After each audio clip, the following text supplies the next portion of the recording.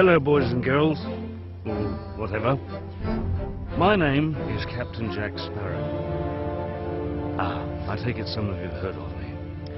As you may well know, there are times, almost constantly in fact, where I prefer to look at the world through the bottom of a glass. Rub. Something like this.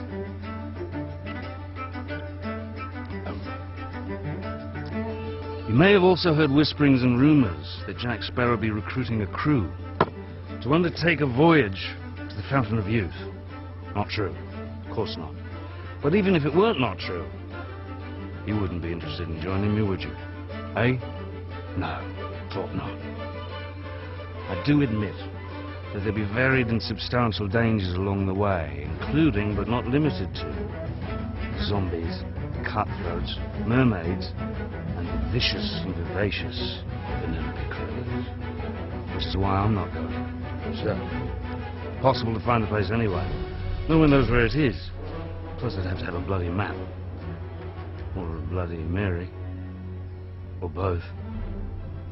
Which is not a bad idea, in fact, Bloody Mary.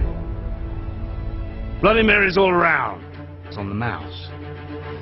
Barman!